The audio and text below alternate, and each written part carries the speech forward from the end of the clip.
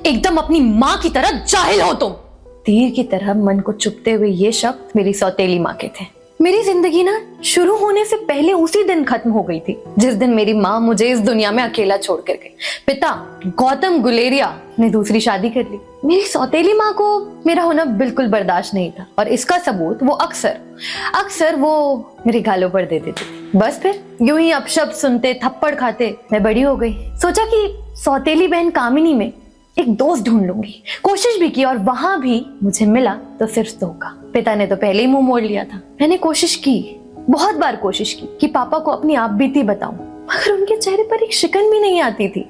ऐसा लगता था कि मानो इन सब में जो हो रहा है उनमें उनकी एक मौन सहमति हो। मुझे इतना तो पता चल गया था कि मेरे पिता के लिए मैं किसी बोझ से कम नहीं थी। बस दिन बीतते गए, समय बीतता गया। एक दिन पापा ना काम से घर लौटे और बड़े खुश थे। उन्होंने बताया कि लंदन की कोई बहुत बड़ी कंपनी में उनकी कोई बहुत शानदार डील क्रैक हुई है, जिसके लिए उन्हें लंदन जाना पड़ेगा, 1 महीने वहीं रहना पड़ेगा, नया ऑफिस, नया काम। पापा लंदन चले गए। मुझे मेरी सौतेली माँ के भरोसे छोड़कर पापा लंदन चले गए। मेरी सौतेली माँ का भाई काफी दिनों से हमारे साथ ही रह रहा था। पापा की एब्सेंस में वो हम सबका ध्यान रखता, घर संभालता, पर मुझे ना कुछ खटकता था उसके बारे में। और फिर वो रात आई जो मैं कभी नहीं भूल सकती। मेरे दरवाजे पर बहुत जोर से खटखटाहट हुई, बहुत जोर से। मैंने जैसे दरवाजा खोला, सामने वो खड़ा था, नशे में धुत, अस्त व्यस्त सा। मैं उसे देखकर घबरा गई। मैं इसके पहले कि दरवाजा बंद करती उसने मेरा हाथ पकड़ा और अपनी तरफ खींचा। मैं बहुत जोर से चीखी, मैं चीखती रही लेकिन किसी ने मेरी आवाज नहीं सुनी। अपने आप को बचाने के लिए घबराई बौखलाई सी मैं कब मेरे हाथ में वो वास आया और मैंने उसके सर पर दे मारा और वो लड़खड़ाता हुआ दूर जाकर गिर गया। मुझे समझ नहीं आया मैं क्या करूं। अपने आप को बचाने के लिए मैं कमरे से बाहर आई। उतने में न जाने कहां से मेरी सौतेली माँ आ गई और जोर से चीखने लगी, कह रही कोई पुलिस को बुलाओ, उसने मेरे भाई को मार दिया। मुझे कुछ समझ नहीं आ रहा था। मुझे सिर्फ एक रास्ता दिखा और मैं वहां से भाग पड़ी, नंगे पांव, बिना फोन, बिना पैसे, बिना बैग। सिर्फ मैं भागी और भागती रही। भागते मैं शहर से दूर एक ढाबे में आकर रुकी। पैसों के नाम पर मेरे पास सिर्फ एक चांदी की अंगूठी थी। मैंने सोचा कि ये देकर कुछ खा लूंगी। अंदर कदम रखते ही गुलाब की वो भीनी खुशबू ने मुझे भिगो दिया। चेहरे पर गहरी शांति लिए सामने एक बुजुर्ग महिला खड़ी थी। उन्होंने मुझसे पूछा, कुछ चाहिए बेटा? उनकी आवाज में ना कुछ अपनापन सा था।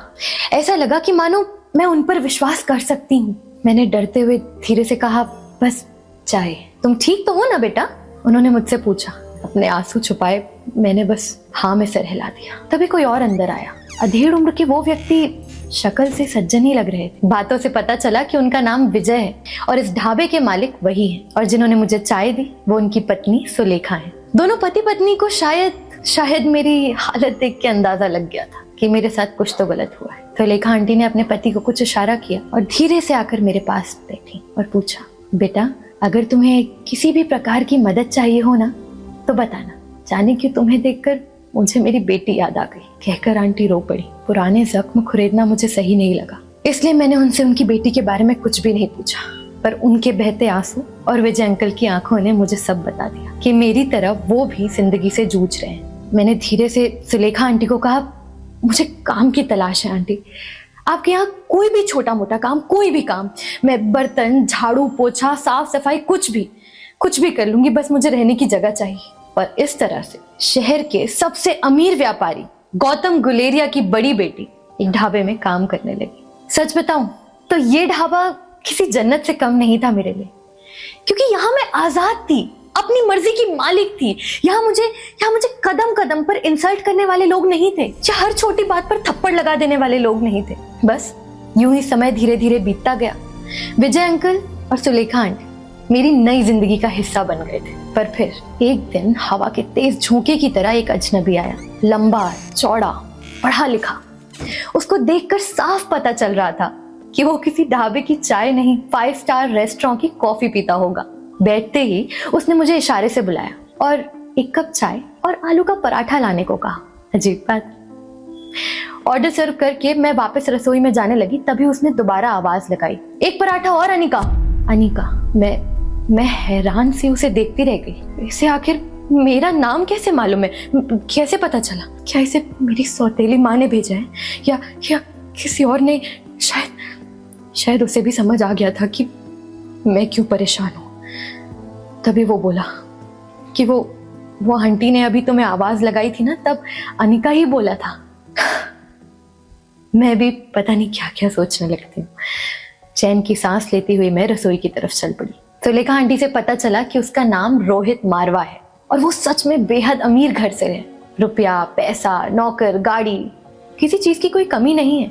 इतना सब होते हुए भी वो एकदम डाउन टू अर्थ है। आंटी ने बताया रोहित अक्सर यहाँ आलू के पराठे खाने और चाय पीने आता है। शहर से दूर इस जगह की शांति में उसे वो शांति पसंद होगी। धीरे धीरे हमारी बातचीत बढ़ने लगी और पता चला कि रोहित को भी किताबें पढ़ने का शौक है। बस फिर क्या, हम अक्सर अपनी फेवरेट कहानियों पर डिस्कशन करते। रोहित ने मुझे कई किताबें भी लाकर दी जो मेरे वक्त काटने का सहारा बन गई। फिर क्या, हम कभी गालिब के शेर सुनते सुनाते तो कभी विक्रम सेठ की नई पोयम साथ में बैठकर पढ़ते। जाने रोहित से ना एक धागा सा जुड़ गया। मैं उसके आने का इंतजार करने लगी थी। इस तरह एक दिन कुछ बात करते करते रोहित ने अचानक से कहा कि अनिका, मुझे तुम्हें कुछ बेहद इंपॉर्टेंट बताना है, तुम्हारी माँ के बारे में। ऐसा लगा मानो मेरी धड़कन रुक गई एक पल के लिए। मेरी माँ? लेकिन मैं उससे कुछ पूछ पाती उससे पहले रोहित के पास कोई बहुत जरूरी फोन कॉल आ गया और उसे तुरंत जाना पड़ा। उसी शाम जब मैं साफ सफाई करके बाहर कचरा फेंकने गई तो बहुत तेजी से एक वैन आकर रुकी और उसमें से 2 लोग निकले और उन्होंने मुझे पकड़ लिया और पीछे से किसी ने मेरा मुंह बंद कर लिया ताकि मैं चीख ना पाऊं, और मैं नहीं चीख पाई और वो लोग मुझे जबरदस्ती वैन के अंदर डालने लगे। तभी पीछे से आवाज आई, रुको! और वो रोहित था। रोहित ने रोका। आंखों में अंगारे लिए वो आगे बढ़ता हुआ है, लेकिन जब तक वो मुझ तक पहुंच पाता वैन चल पड़ी और मैं कुछ नहीं कर पाई।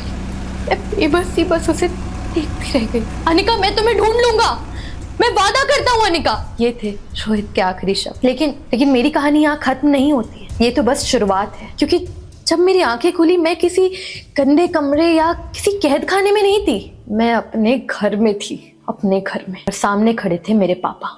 ये सब तुम्हारी माँ से शुरू हुआ था अनिका। ना उसने मुझे तकलीफ देने में कोई कसर छोड़ी और ना तुमने। तुम अपनी माँ को जैसा समझती हो ना, वो उससे बेहद अलग थी। इतना कहकर पापा वहां से चले गए और मैं अपने ही कमरे में कैद हो चुकी थी। और इस तरह मैं अपनी पुरानी जिंदगी में लौट आई। वही सोने का पिंजरा, वही छटपटाहट, वही घुटन फिर से। बस मुझे ये नहीं समझ आता था कि अगर पापा के लिए मैं इतना बड़ा बोझ हूं तो उन्होंने मुझे वापस क्यों ढूंढा? क्या चाहते हैं वो मुझसे? धीरे धीरे ना जाने क्यों मेरी तबीयत बिगड़ने लगी। सुबह उठते ही बेहद जी घबराता था, कुछ खाने पीने का मन नहीं करता था, उल्टियां रुकने का नाम नहीं ले रही थी और अब तो चक्कर भी आने शुरू हो गए थे। समझ ही नहीं आ रहा था कि आखिर मेरे साथ हो क्या रहा है। लेकिन मुझे एक बात और पता थी कि मेरी तबीयत की इस घर में किसी को फिक्र नहीं। इसलिए मैं डॉक्टर को दिखाने के लिए खुद ही अकेले अस्पताल चली गई। उन्होंने कुछ ब्लड टेस्ट किए, सोनोग्राफी लिख दी और सोनोग्राफी की रिपोर्ट लिए जब मैं डॉक्टर के सामने बैठी थी तब उन्होंने कहा, अनिका, तुम प्रेग्नेंट हो, तुम्हारे गर्भ में ट्विंस बच्चे हैं।